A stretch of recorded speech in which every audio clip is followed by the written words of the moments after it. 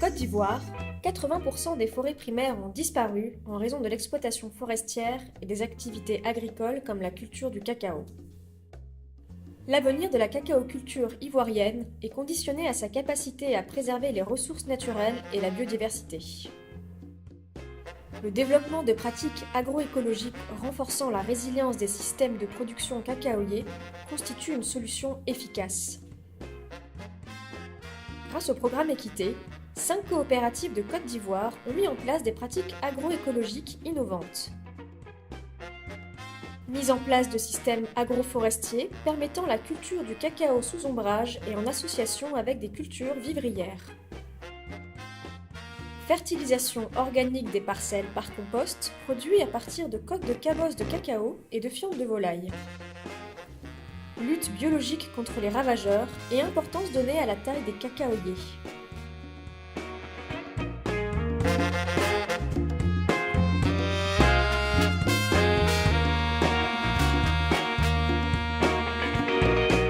L'agroforesterie, c'est la forêt. Comment est faite la forêt? Elle est faite des grands arbres, des arbres moyens et des petits arbres.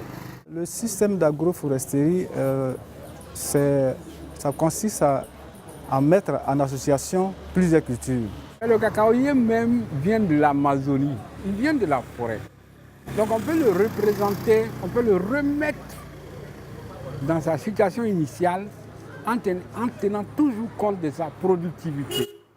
Donc il a besoin de lumière. Si on lui donne la quantité de lumière qu'il a besoin, plus les arbres, on a un système durable, on a un système qui donnera de la vie aux producteurs et de la vie à la plantation. Dans notre exemple, nous avons associé les cultures vivrières, les arbres forestiers, les arbres fruitiers et puis le cacao sur la même parcelle, y compris des légumineuses. Et donc, c'est cette association que nous avons mise en place pour réaliser ce qu'on appelle aujourd'hui le système d'agroforesterie Kamaï vert. Il y a beaucoup d'avantages dans cette pratique de mise en association, de diversification de cultures sur la même parcelle. D'abord, le premier avantage, c'est sur le plan économique. Sur le plan économique, ça nous a permis de diversifier les sources de revenus des producteurs, diversification des sources de revenus et une croissance des sources de revenus avec la vente des premiers produits déjà que nous avons récoltés sur ces parcelles. En moins de 8 mois, on a pu récolter des régimes sur une parcelle moderne qui, auparavant, c'était dans l'ancien temps, il faut attendre 10 mois pour pouvoir faire des récoltes de régime. Et sur une parcelle de demi-hectare, on peut aller jusqu'à 1000 régimes en mi-temps. Le rendement, il est bon parce que sur le demi-hectare, d'abord pour l'igname, le demi-hectare, tu peux aller jusqu'à 130 côtes d'igname, 150 voire 300 côtes d'igname. Moi, par exemple, j'ai eu 130 côtes d'igname sur des demi-hectares de parcelles. Et les bananiers, actuellement, je suis à 1050 RG. J'ai vendu, comme bénéfice, j'ai eu 403 000 francs pour le moment. Sans compter l'igname que j'ai vendu, l'igname m'a apporté 300 000 francs. Nous avons aussi la résistance des cacaoyers contre la sécheresse, donc la dégradation climatique. Et donc cela est un élément très capital dans ce système. Parce qu'auparavant, on a l'habitude de faire la culture du cacao, mais pour avoir un taux de réussite de près de 74%, qui est une référence nationale, pour avoir ce taux de réussite, il faut avoir planté pendant 3 ans sur la même superficie, reprendre pendant 3 ans les plants de cacao. Or, le système d'agroforesterie que nous avons mis en place, en 1 an, nous avons, après même le passage de la sécheresse, nous avons une réussite, un taux de réussite de 95%, ce qui est vraiment énorme, un résultat très intéressant. Donc c'est un système qui donne vraiment satisfaction, une satisfaction vraiment totale.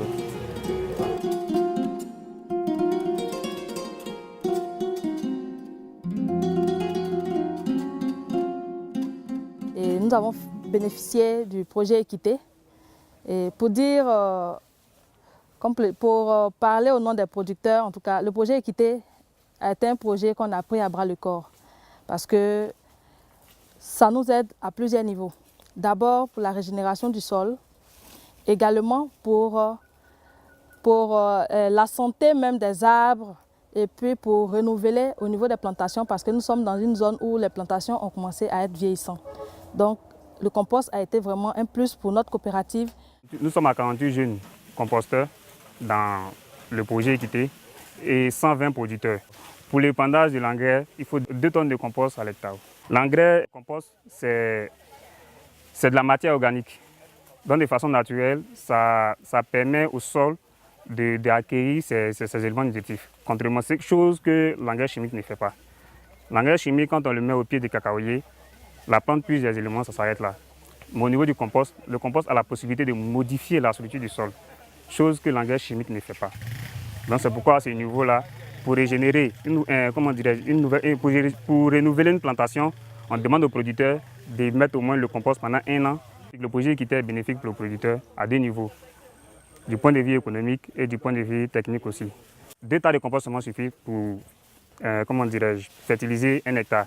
Contrairement à l'engrais chimique, il faut environ 4 sacs. Donc du point de vue économique, le producteur il gagne aussi de l'argent. On sait que le producteur est occupé à certains moments.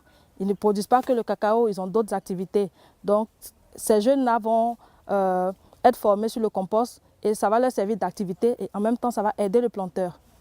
Déjà, permettre à eux-mêmes, leurs enfants ou les enfants des producteurs ou les jeunes qui sont dans la communauté, qui sont déscolarisés, c'est ceux-là qui sont ciblés pour être formés et c'est les mêmes qui vont aller produire le compost. Ça va leur permettre aussi d'avoir une activité.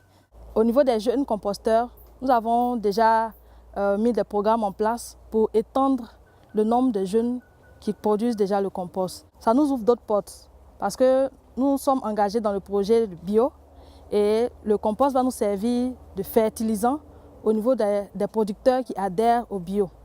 Mais pour le projet bio, nous allons étendre de telle sorte que d'autres jeunes de différentes communautés puissent en bénéficier. Au niveau des formations, ça va leur permettre aussi également d'avoir des gains puisqu'ils seront rémunérés. Et à cela, nous sommes en train de discuter avec les producteurs qui s'engagent dans le bio pour voir comment déterminer la rémunération des jeunes qui iront faire le compost à leur niveau. Bon, ce que moi j'ai observé comme résultat, en tout cas, c'est parfait.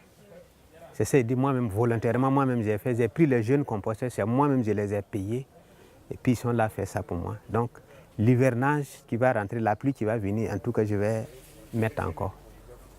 En tout cas, je ne suis pas prêt pour payer de l'engrais chimique encore. C'est du compost que je vais faire. Oui.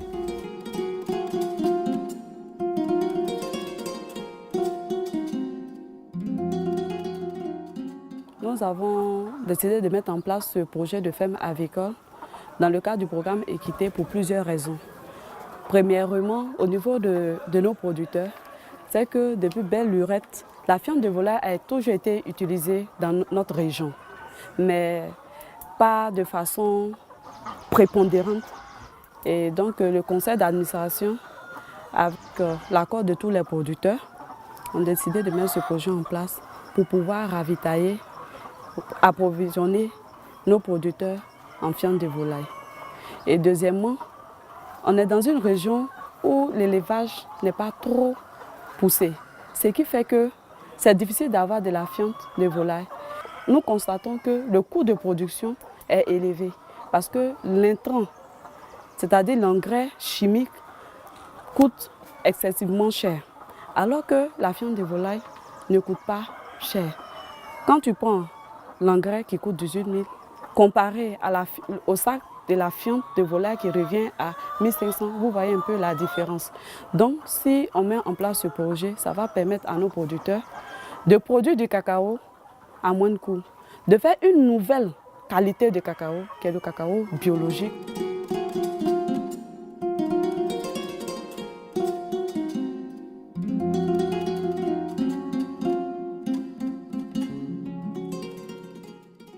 Bon, nous, c'est le bio, on fait. Le bio, ça veut dire que le cacao, on ne met pas de l'engrais. C'est le cacao naturel. Pas de produits dedans, cacao naturel, et puis c'est très bon. C'est bon pour la santé aussi. La curiosité de l'exécution de ce programme a été la lutte parasitaire à la manière locale. C'est-à-dire comment les producteurs de la sève arrivent à leur manière à combattre les parasites. Ici, ces extraits ne sont pas ciblés contre un certain type de parasite. L'expérience a montré que lorsque nous l'appliquons, ça agit par contact sur les myrides. Et ça agit par contact également sur certains fourmis qui sont ennemis du cacaoyer. Parce que ce ne sont pas toutes les fourmis qu'il faut attaquer. Notamment les fourmis rouges, eux, on les utilise pour faire également la lutte parasitaire. Il faut dire que pratiquement tous les producteurs sont intéressés. Ils le faisaient de façon manuelle, comme je l'ai dit, en écrasant ça avec des pilons et puis des mortiers. Mais le programme équité, heureusement, il permet aujourd'hui d'avoir un broyeur qui va nous permettre de pouvoir produire ces broyats-là en grande quantité.